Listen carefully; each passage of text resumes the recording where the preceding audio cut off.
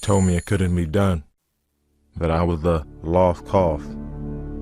I was picked on and picked last. Coaches didn't know how to talk to me. They gave up on me, but I've been deaf since I was 3, so I didn't listen. Derrick Coleman. And now I'm here with a lot of fans in the NFL cheering me on. All right, ladies and gentlemen, and the man in that commercial, you may recognize him, you may not recognize him, but he's a Super Bowl champion 2 years ago with the Seattle Seahawks. Last year, he was on IR in the Super Bowl, but he's been there twice. Seattle Seahawks, first deaf offensive player in NFL history and the author of No Excuses. And we welcome in Derrick Coleman. How are you, sir? How you doing? Good to see you. Yeah, pleasure. How many people do you think know that you're deaf? Based on YouTube, 22 million. But I'm gonna say quite a few. I can't put it. But right watching, on, I think watching the game, people, nobody points to you and says, "Oh, he's deaf." You just and that's exactly the way I want it. Yeah. I don't want people to know that that person's deaf. No, because I'm out there and I'm doing the same thing that everybody else is doing. Sometimes better, sometimes I'm stuck. It doesn't matter. But I'm doing the same thing. I'm blending with everybody else, and you will never know. When you're in the huddle, you read the lips of the quarterback, or Yep. He knows to look directly at me, or if sometimes I'm on the opposite end looking directly at him. Sometimes I'm right next to him. All depending on the game and what we got going on. If you change the play at the line of scrimmage, too easy because we already studied that the week before. What he's changing it to and all the different things. Now, if he be Peyton Manning and change to his own completely different thing, he knows just to turn around and just mouth it to me. You don't even got to yell it. You don't got to just mouth it, and I'm gonna read it, and we go about business. Growing up wasn't easy. I mean, kids picking on you and all that, but your family, it was your family and your parent, your mom, and all that pushed you and guided you, right? Yeah, they basically just didn't let me just go.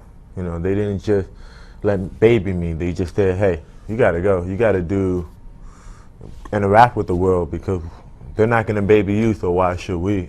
But they put all the mature thoughts in my head so young that I'm 24 years old and I got all this insight. I'm like, where all it come from? And I now really truly believe every one of it because I lived through it and I applied to somewhere throughout my life. And when you look at kids today, not deaf kids, just kids today, and in many of the communities around the country where we see the problems, and it also, if they had the family structure or the behind them like you did, things would be a lot different, wouldn't they? Oh yeah, and it's not just the family structure; it's also the support system outside of your family, like your friends. Every time I go home, I got a group of friends that I talk about in the book that I always talk to. They're the first people I call, and even their family. These are my second, third, and fourth family. When I go home, and I can go to their house, and they don't treat me like a guest anymore. I got to get my own stuff.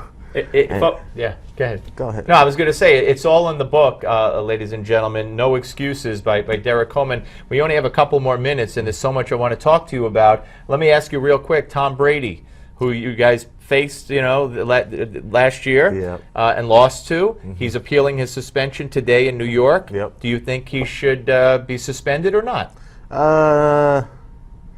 That question I always deviate from, But funny, I just got asked a question earlier today whether Roger Goodell should be there at his appeal, and and that answer immediately was yes, because this is his lead. This is his thing. If you had a company and something went wrong to the point where it's news and stuff, you go down there and you take care of it yourself because this is your company.